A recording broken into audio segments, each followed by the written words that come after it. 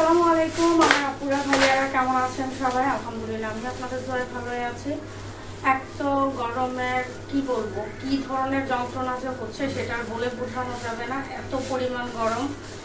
তো জীবন যে কারোর জন্য থেমে থাকে না, এটা কিন্তু বাস্তব কথা, আমাদের মানতে হবে, স্বীকার করতে হবে।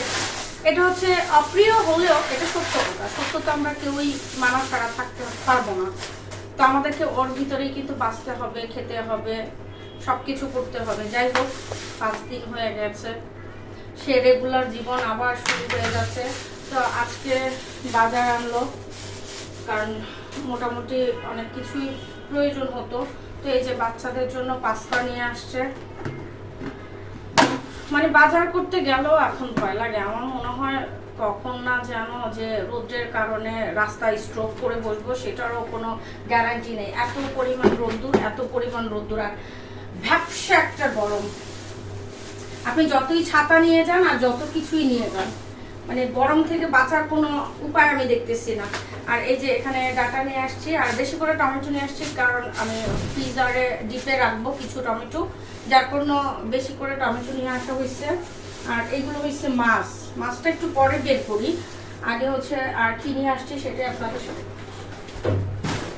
আর কি সবজি নিয়ে আসছি সেটাই দেখি। লেবু, বেগুন, সাজনা, বেগুন আর রোজটা শুটকি দিয়ে কারা কারা খেতে পছন্দ করে একটু জানাবেন। আমার আব্বার, আমাদের কিন্তু অনেক পছন্দ, মামুনের অনেক পছন্দ, বাট বাচ্চারা কেউ শুটকি দিয়ে সাজনা দিয়ে খেতে চায় না, আমরা বড়রা অনেক পছন্দ করি। তবে এই একটা জিনিস আমার বাসার ছোট বড় সবার খুবই পছন্দ, খুবই পছন্দ, কচুরলতি। তো কচুরলতিও নিয়ে আসছে। পটল, এই যে আরেকটা সাজনা, কাঁচকলা।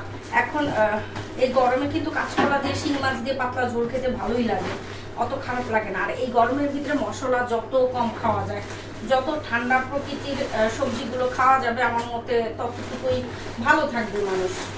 আর এই যে কাঁচা আম, কাঁচা আম নিয়ে আসছি, ডালের সাথে খেতে ভালো লাগে, এভাবে ভর্তা খেতে ভালো লাগে, সবভাবেই খেতে পারি কাঁচা আম। ভেন্ডি, আর এই হচ্ছে ভেন্ডি। এই সবজি আর এর বাইরে কিছু না। তো যাই হোক, এখন কি আর করবো, ভালো লাগতেছে না, কোনো কাজ করতে ইচ্ছে করতেছে না, মনটাও খারাপ। আর গরমের কারণে আরো বেশি খারাপ লাগতেছে, কিন্তু যাকে বলে পরিস্থিতি, এটা তো আর অস্বীকার করতে পারবো না। তো জীবন চালাতে গেলে কাজ করতে হবে, রান্না করতে হবে, খেতে হবে, এটাই বাস্তব কথা, অস্বীকারও করতে পারবো না। তো এই হচ্ছে মুরগি। মুরগি বেশি আনি নাই, কারণ আমার ছাদে যে মুরগিগুলো আছে সেগুলা হচ্ছে এত তাপ মুরগিগুলো মরে যাবে। তো ডিসিশন নিয়েছি মোটামুটি অর্ধেকগুলোর মতো মুরগি জবাই করে ফেলবো, সেজন্য মুরগি বেশি একটা আনিনি।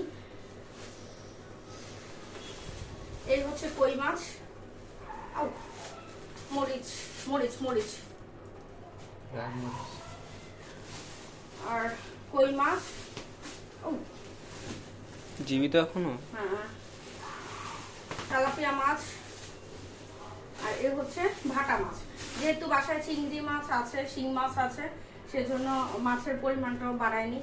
আর এই গরমে এত বেশিক্ষণ রান্না করে থাকতে পারবো না, যত বাজার কমিয়ে আনা যাবে ততই ভালো। তো এই হচ্ছে বাজার।